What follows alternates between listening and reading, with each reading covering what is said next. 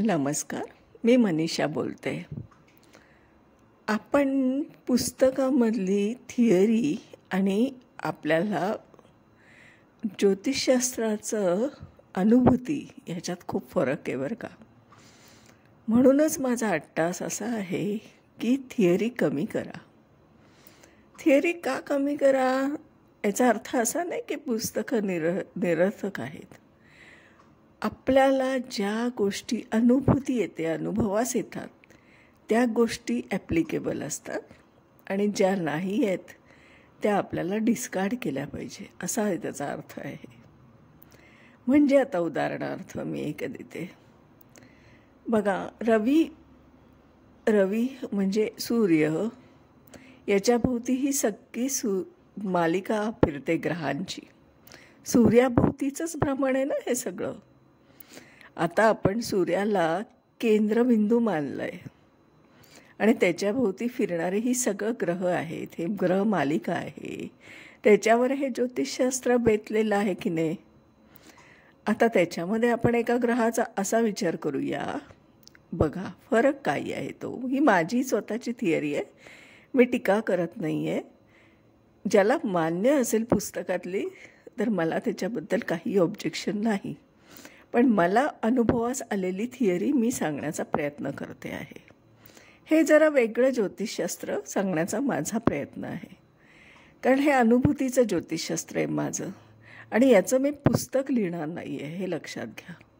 पुस्तक याच्यासाठी का नाही लिहिणार आहे तर परत त्याच्यात पायरसी हा प्रॉब्लेम आहे. कारण आपल्याला माहीत आहे की कॉपी पेस्ट नॉलेज पसरवण्यासाठी बरेच प्रयत्न होत असतात. कारण पुस्तक जो व्यक्ती लिहितो त्यालाच त्याचा अर्थ खरा माहीत असतो, कारण तो त्याच्या रिसर्चमधून पुस्तक लिहित असतो. पण दुसऱ्याला जे आकलन झालेलं असतं त्या पुस्तकाचं ते घेऊनच तो त्याचं प्रसारण पुढे करत असतो आणि मग ते कॉपी पेस्ट नॉलेज पुढे जात असतं. तर ज्या व्यक्तीने हे संशोधन केलं आहे, ज्याला अनुभूती आली आहे, तो जे सांगण्याचा प्रयत्न करतो आहे त्याच्यापेक्षा वेगळं समजून घेतलं जात असतं आणि म्हणून हा प्रॉब्लेम होतो. म्हणून मी पुस्तक लिहिणार नाही आहे. माझ्या रिसर्चवर मी पुस्तक लिहिणार नाही आहे, कारण माझं असं मत आहे की जे लोक माझे पास्ट लाईफ कर्मामध्ये कनेक्ट असतील, जी व्यक्ती ते ॲटोमॅटिक या गोष्टी शिकण्यासाठी माझ्या क्लासेसला जॉईन होतील. ज्यांचं कन्सल्टिंगचे योग आहे ते कन्सल्टिंग होईल. सगळ्या या पद्धतीने असल्यामुळे मला अजिबात घाई आणि गडबड नाही आहे. जेवढे जणं माझ्याशी कनेक्ट होतील त्यांना हे नॉलेज मिळणार आहे. आणि यूट्यूबच्या माध्यमातून पण मी बऱ्याच गोष्टी प्रसारित करते आहे. हे दोन प्रकारे हे माझं रिसर्च मी हायलाईट करते आहे. मी कोणतंही पुस्तक लिहिणार नाही आहे भविष्यात. हा माझा पहिला मुद्दा आहे. आता आपण मुद्द्याकडे वळूया. असं आहे की आपण रवीभोवती फिरणारा पहिला बुधाचा विचार करूया. सूर्यमालिकेमध्ये बुध हा वारंवार अस्त होत असतो आणि वक्री होत असतो. बघा कसं वाटतंय हा विचार करा बरं. सूर्यमालिका डोळ्यासमोर आणा आणि त्याच्याभोवती फिरणारा हा बुध हा अंशात्मक अंतरावर असतो तेव्हा कधीतरी कंबस्ट असतो आणि वक्री असतो. वारंवार घडते ही क्रिया. आता मला सांगा, याच्यावर एक योग सांगितला गेला आहे, बुधादित्य योग.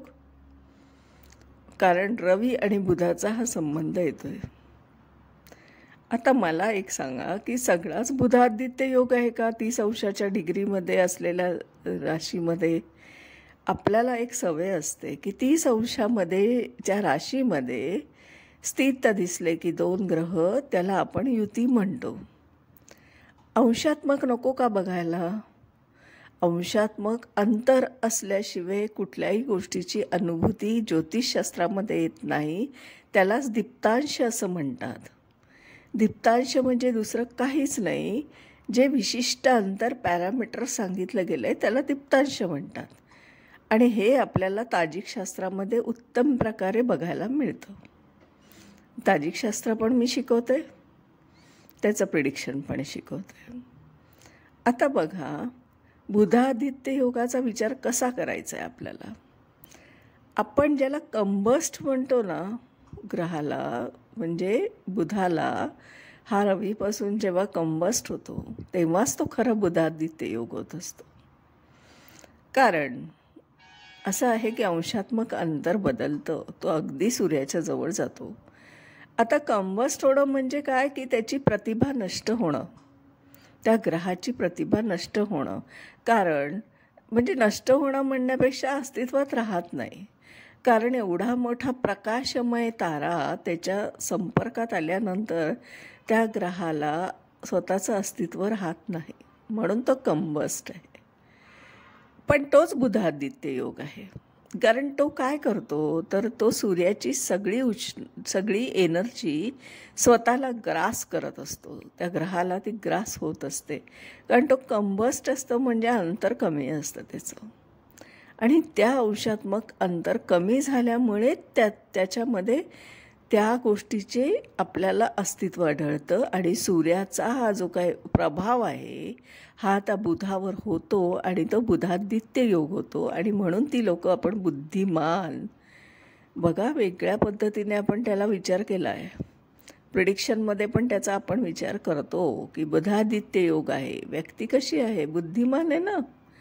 कारण सूर्याची पूर्णपणे प्रकाश आणि एनर्जी त्या बुधाला मिळाली आहे. आणि एवढं मोठं सगळं स्रोत मिळाल्यावर एनर्जीचा त्या ग्रहाचा कायापालट होणार नाही का? मग तो कंबस्ट आहे का? अहो, कंबस्ट म्हणजे काय असतं म्हणजे काय याचा वेगळा अर्थ नाही का आपल्याकडे? हा अशा पद्धतीने जेव्हा बुधादित्य योगचा विचार करतात तेव्हा तो अनुभवास येतो. आता लक्षात घ्या, अशा पद्धतीने बरेच आपल्याला योग दाखवलेले पुस्तकांमध्ये. आता ह्या पुस्तकांच्या योगावर मी बोलणारच आहे. आता हाच बुधादित्य योग जेव्हा नवमाश कुंडलीमध्ये एकाच राशीत येतो, एकाच नक्षत्रात येतो, एकाच चरणात असतो, त्यावेळेस त्याचे वेगळे इफेक्ट्स आहे बरं का. विचार करा तुम्ही या गोष्टीवर. हा विचार मी तुम्हाला स्वतः निर्माण केला आहे आणि तो देते आहे.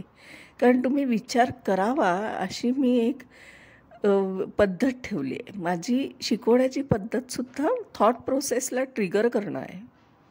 मी क्लासेसमध्ये स्वतः फक्त थिअरी बडबड नाही करत. मी समोरच्या व्यक्तीच्या बुद्धीला चालना मिळेल अशा पद्धतीने प्रश्न निर्माण करते आणि त्या कुतूहलामुळे ती व्यक्ती तो ज्योतिषशास्त्र शिकत असते. हे असं वेगळं शिकवणं आणि वेगळं सगळा उपक्रम माझा आहे. तर हा बुधादित्य योग आहे ना, हा असा विचार करा तुम्ही. आणि त्याचा असं नका विचार करू की तो कंबस्ट आहे. कंबस्ट आहे म्हणूनच तो योग आहे, हे लक्षात घ्या. आजच्या दिवसात इथेच थांबते. उद्या जरा नवीन विषयावर बोलूया. धन्यवाद.